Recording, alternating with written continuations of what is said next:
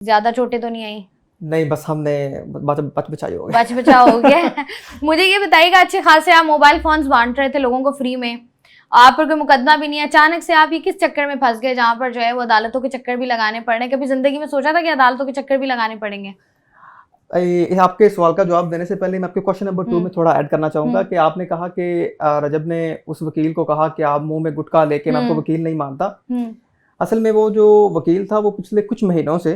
जो एक baseless FIR उसने करवाई, उसके बाद वो मुसलसल जो रजब को टारगेट करता आ रहा था कि मैंने तुम्हारा पासपोर्ट ब्लॉक कर दिया, मैंने तुम्हारा नाम ये कर दिया। उसकी हर वीडियो में रजब फैमिली होती थी, और इवन के वो अपनी गुफ्तगू को बहुत पर्सनल ले गया था, इवन के वो उसको पैन भी लाकर इस तरह की गुफ्तगू करने लग गया था। ठीक है, लेकिन इतने महीने भी रजब बट ने कोई रिस्पॉन्स नहीं दिया। रजब बट अपना लास्ट पहली तारीख पे वो अपने हमारे वकील साहब के साथ वो पेश हुआ, वो वहां से चला गया, लेकिन वो वकील फिर बाज नहीं आया।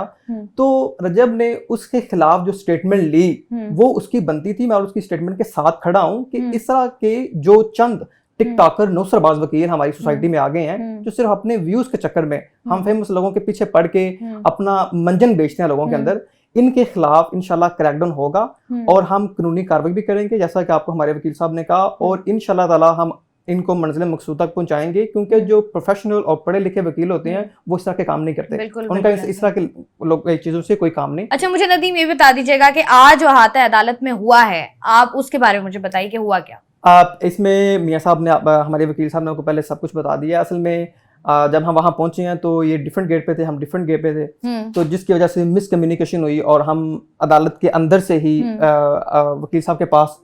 जा रहे थे, तो रास्ते में कुछ जो वकील आए हैं उन्होंने आके दहावा बोला है, तो मैंने फौरी तौर पे बट को अपने दबोचा है और उसको मैं साइड पे किया है, और जब वो नीचे बैठा तो उसने कहा कि मैं इसको तोड़ दूं, तो मैंने उसको कहा कि नहीं, तुम्हें बहादुरी दिखानी होगी और तुमने यहीं रहना मेरे पास। तो वो वहीं बैठा रहा है और वहां को तकरीबन 50 सेकंड गुजरे होंगे और उसी पीछे से आए मियाँ साहब आए हैं, इन्होंने आके पूरे अग्रेसिव से बट को पकड़ा है और मुझे ऐसे साइड पे किया और इसमें उन्होंने पूरा जो है ना जहाँ पे वकील थे उनका से पुश किया पीछे, और वो दलेरी के साथ ये हमें अपने ऊपर ले गए हैं और कोर्ट रूम में वहाँ हाजिर लगाई और फिर मियाँ साहब हमें ले गए ऊपर अपना कमेटी रूम में, वहाँ बैठे हैं और वहाँ पे किसी उन्होंने कहा, उन्होंने रिक्वेस्ट की कि माफी वाली वीडियो, तो मियाँ साहब ने उनको क्लियर स्टांस किया कि कोई किस्म कोई माफी वाली वीडियो नहीं, जो भी होगा नेक्स्ट प्रोसीडिंग में होगा। और उसके बाद मियाँ साहब ने वहाँ से लिया, हम बाहर निकले और निकले। चलिए अब बात हूँ आपके क्वेश्चन की तरफ कि मैं असल में जब मेरे ऊपर और रजब के ऊपर एफआईआर थी एनसीसीआई की तरफ से, जो भी बोगस एफआईआर डाली गई थी,